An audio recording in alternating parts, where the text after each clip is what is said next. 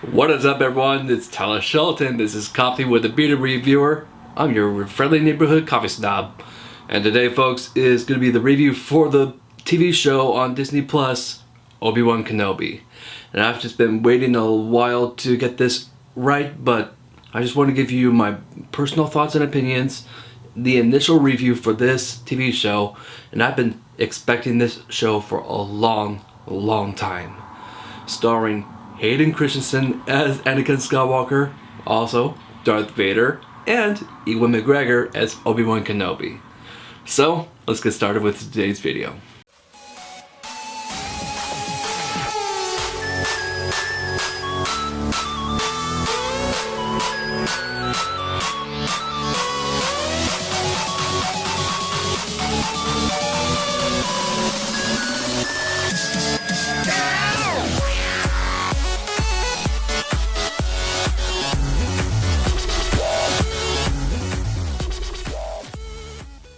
So Obi-Wan Kenobi is about Obi-Wan Kenobi. And right off the bat, I do need to mention this to you, is that when it comes to the characters, it really didn't feel like it was so much about Obi-Wan Kenobi show, because it felt like that there was more screen time of one in particular Inquisitor. I mean, like, she's not the worst character in the Star Wars universe, because, like, I think that the actress, I don't know her name in real life, but I do need to tip my hat off to her, because I think she did everything she could with the script that she was given, with the scenes that she was given. So, like, you see this whole kind of like this whole black and white story where it's about like Obi-Wan and Anakin Skywalker, which we all know as Darth Vader, but you got this other character that's kind of like in between, which is the Inquisitor Reva.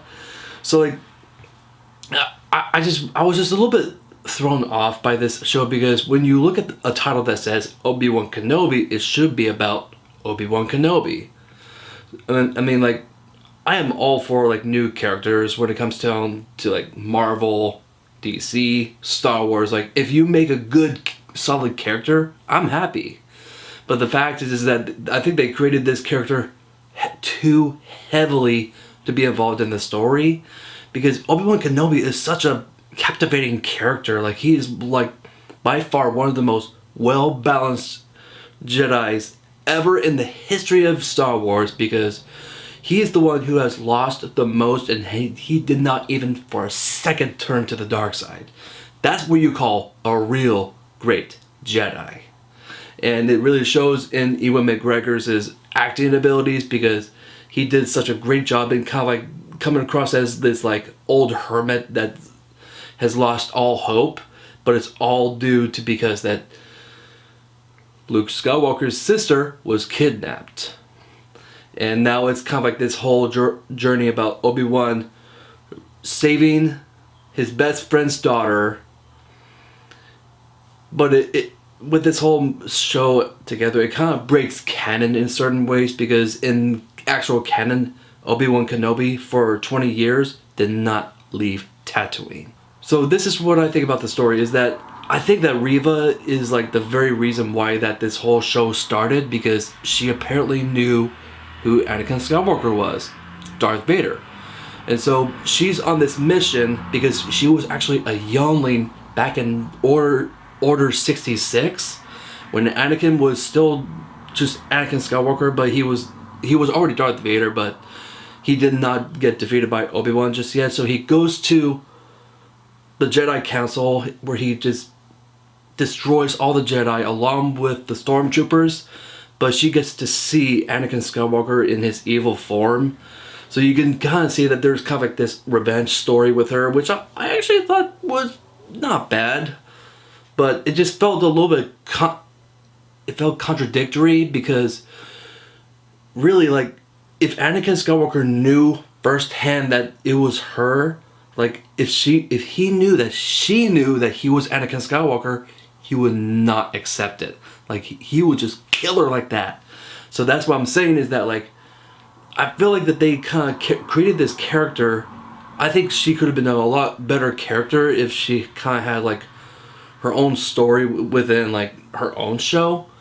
But altogether is that like there were some moments of this whole show that felt like it was decanonized within the whole Star Wars universe, with the whole case of Reva and Darth Vader knowing that she knows that he's actually Anakin Skywalker. So like there's a lot of instances that just breaks canon. So that's the very thing that kind of brings down the value, the way how I feel about this show. But to get back onto the whole story aspect is that like she is responsible for kidnapping Leia, but she doesn't even know that she's actually the daughter to Darth Vader. All she knows is that she somehow has a connection to Obi-Wan Kenobi, so she kidnaps her to get Obi-Wan to go rescue her, then bring him into the limelight. And therefore, he needs to use his Force powers, because as soon as he uses Force powers, Darth Sidious, or even, he didn't know this at the time, but Darth Vader will feel his presence. So that was the whole premise of this whole show.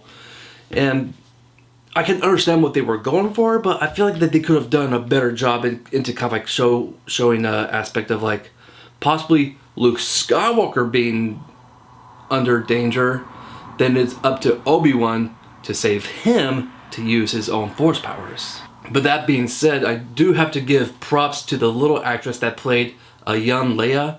She did an incredible job playing a young Leia.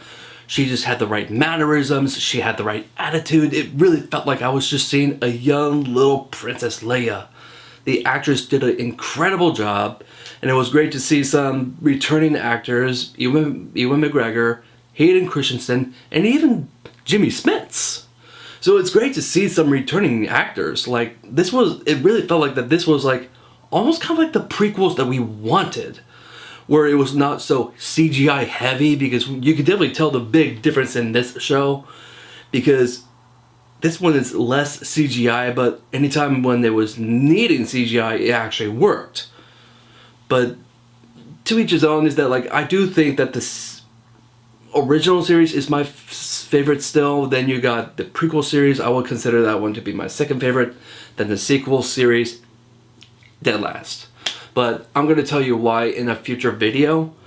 But overall, this is just a very fun show, and I'm just going to give you straight off the bat how I feel about each episode. But my number one favorite episode in the entire show is episode 6. Episode 6, the finale, it gave me everything I wanted in an Obi-Wan Kenobi show. Like, why did they not do this in the first 3 episodes? Because in my own personal opinion, I think it's kind of like the other way around. Like, I really love episode 6, and I would have to say episode 5 is my second favorite. And the same thing goes for the 4th episode, my third favorite. And then I'm just kind of like, Episode 1 is not bad. Episode 2, just okay. Episode 3 was not that great. So it definitely felt like that as the season progressed, I think it got better. But overall, this is just a really great time just catching up with Darth Vader, with Bail Organa, Leia, Luke, and specifically Obi-Wan Kenobi. It's just a great time just for you to kind of feel nostalgic for the prequel series. But anytime that had Darth Vader in it, thank you for what you did with him. Because the first time that we got to see him, it just gave me chills. Like, I really think that Hayden Christensen did way better this time, because he got the chance to kind of like really showcase how much better he's gotten throughout the years. Because back when he was Anakin Skywalker, we all thought he was just kind of like this whiny baby, wussy kind of a person. But now he's Darth Vader. He is like dark, he is brooding, he is all powerful, and it really showcased why everyone feared Darth Vader. Because when he's in a room, he commands everyone, either on his side or his opponents. So it was absolutely great to see him be so savage, like he is just using the Force and snapping everyone's necks or like dragging them on the floor.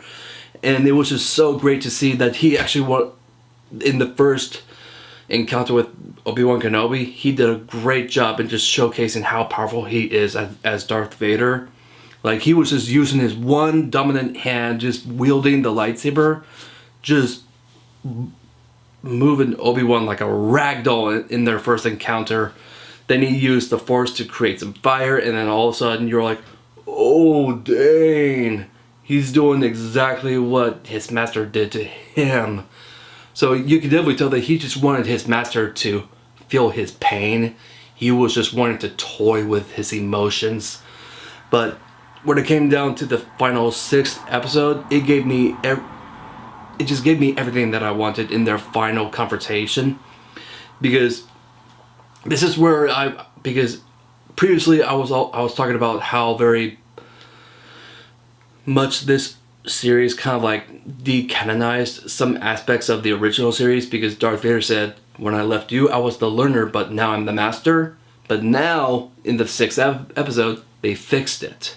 So I just really appreciated that we at least got to see Obi-Wan Kenobi beat him. This is a show that is about Obi-Wan Kenobi. You should have had more focus on him. It's called Obi-Wan Kenobi. Have it be about him and his journey, being in Tatooine, or if it's going to be like, I mean, I just really appreciated that they kind of like went back to what they did, and by the very end it kind of helped keep things a little bit more canon. But either way, this is a really good show that just showcased Obi-Wan's journey from being an old hermit with no hope, but now he's still a hermit, but now full of hope. And at the very end, he sees his master, Qui-Gon Jinn, by Liam Neeson. Liam Neeson just put a big smirk on my face that made me cry again. Because Liam Neeson, he's a phenomenal actor. But just seeing him in The Force Ghost, that one I was a little bit iffy on, but I mean, like, I can probably dismiss that only because that it's Liam Neeson. He's got a recognizable face and he's got a recognizable voice. So like, it was good to see him, but it kind of ruined canon with him as well, because in the books and even in the animated show, he was actually the very first Jedi ever to transcend himself into the Force. But he was unable to do so because he died prematurely. So he was still undergoing training to transcend his entire body to be part of the Force. So like, he could only appear to anyone only by his voice, but not his physical body. So that kind of ruined the whole canon part of Qui-Gon Jinn. But you know what? I'm willing to dismiss that, because it's Qui-Gon Jinn. It's Liam Neeson. He's one of the most, like, he's another Jedi which I think is very well balanced within the Force. Like, you could definitely see Qui-Gon Jinn be more kind of like that gray Jedi kind of character, because he had his own issues with the Jedi Council, and he even had issues with the Sith. So like, he's just like right there in the very middle, and he got a lot of those ideals from his master, Count Dooku. So I'm just really hoping when they get the chance to show us season 2, I'm really hoping that they're going to kind of like fix up some of these decanonized moments in the show, that we might get to see more of a relationship get further developed between Qui-Gon and Obi-Wan. So overall, I think this show did a good job segueing into a possible season 2. Then they can just end it right there. But this show, it's a little bit of a mixed bag for me, because definitely the last 3 episodes are definitely the best. But I would have to give this show a good 7 out of 10. That's how I feel about it. So that was my review for Obi-Wan Kenobi. And I just want to say thank you so much for watching this video. If you have not yet done so, please subscribe to my channel, as it really helps us out. And also, press the like button. Don't press the dislike button, that's a bad one.